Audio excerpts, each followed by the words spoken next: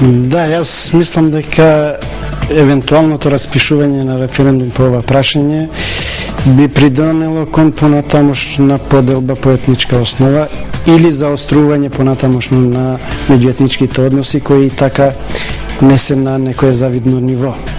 Впрочем, ние вакво искуство имаме и од референдумот од 1991 година, кога унисоно албанците го бойкотира. Дали сега мислите дека ќе се бойкотира? Аз сметам дека одговорот би бил ист или сличен. Господин Андов, дали ќе не подели референдум по етнички линии? Јас затоа викам, опрашање како што е референдумот, не треба да се брза и особено не високи државни раководители да брзат.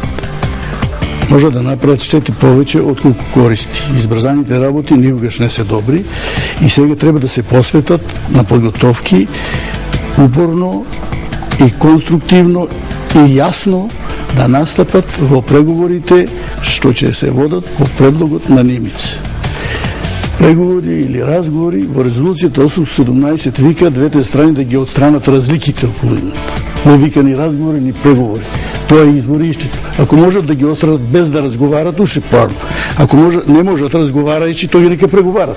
Ама нека ги отстранат разликите. Добро. Тоа е. Сега е тоа главната задача. Да, меѓутоа ако може да се, вака ќе ви кажам јас, ако мора да се оде на референдум, ако дојде ситуацијата да треба да идеме и на референдум, дури што може да предизвика и вака. Чекайте сега да се разбереме. Јас мислам околу така наречените идентитетски прашања, повеќе работи ние треба да имаме дома како стоат работите, отколку да речеме со Немис, што ќе го расправиме. Со Немис ние тоа можеме да го сведиме и ќе го прифатат и имаме услови тоа да го прифатат, да биде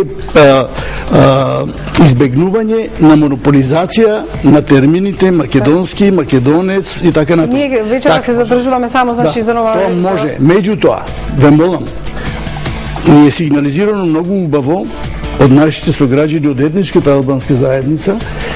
Тоа може за јазикот да се каже, меѓутоа кои се за етничката ознака македонски на државјанството,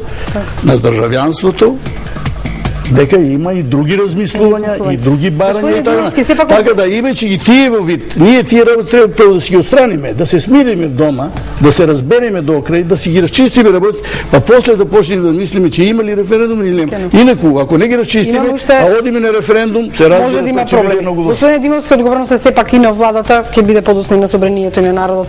Ќе предизвика меѓуетнички тензии со недефинираност. Вака сега, прво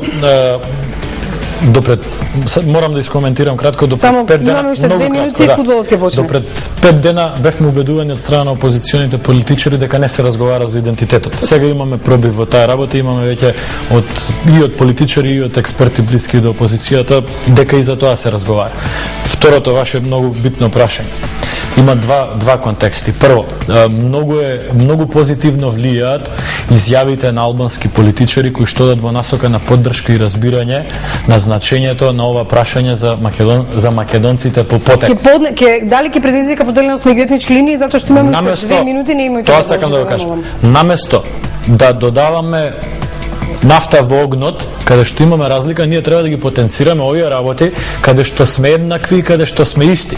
Значи тоа што дел од политичарите албанци даваат поддршка и разбирање за македонската позиција во овој контекст, ние треба да го искористиме како држава за тоа да биде уште еден кохезивен елемент. Прва работа, втора работа. Имаше пред неколку години дебата за албанското знаме и за неговата употреба во Македонија. Дали референдум ми може да предизвика меѓуетнички тензии со оглед на предупредувањето од дипломатите во овие 2 дена, со да или не? Барем кажете ми јасно, вака многу давате увертира. Не сте фер. Апсолутно е значајно како ќе се води процесот. Сега ако апсолутно е значајно. Затоа се обидувам да го дадам контекстот. Втора работа, пред неколку години имаше дебата за албанското знаме, осетливо од прашање на идентитет за македонските граѓани со албанско потекло. Македонскиот дел од политичкиот естаблишмент прифати со тој закон да се употребува таквото знаме кое што е идентитетски поврзано со албанците. Јас мислам дека има многу добри услови во Република Македонија ова прашање да се искористи како кохезивен елемент. Добро, професоре, ќе предизвика или нема да предизвика многу? Се зависи од конечниот предлог на Метјо Нимица. Ако предлогот на Метјо нас не ни одговара како предлог, ако задира во не само во името и детските прашања. Добро, значи би можело да предизвика. Тогаш значи ќе предизвика. Јас лично не сум за промена на името, бидејќи ќе не осудат не само сегашните, идните и сегашните генерации, никој нема право. Никоја партија не може да припати име со кое се губи оние посебно идентитетските прашања. Добро, значи на крај традиција, обичаи, да не се прерани со референдум. Дали се согласувате сите со тоа? Дури власта? Значи, јас ќе го повторам, она најдобра варијанта би била кога би имале прифатливо решение. А одговорноста ќе носите вие политичарите? Апсолутно дека ќе. Не народот? Апсолутно дека. Како што префрлувате? Апсолутно, значи ние ќе си имаме елементи на напаѓање едни со други, каква и да биде ситуацијата, и тоа е нормална работа.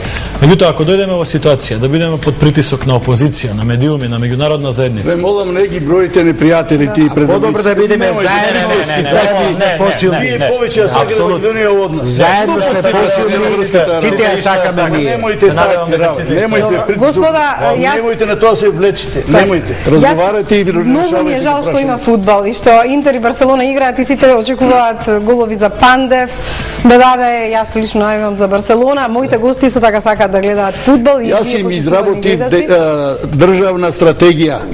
Се надевам дека ќе ја земат, ќе ја послушаат. Нека работат. Штета што овде ја завршуваме дебатата која се разжести најмногу, меѓутоа ве оставам со фудбал. Ви благодарам што се објавите.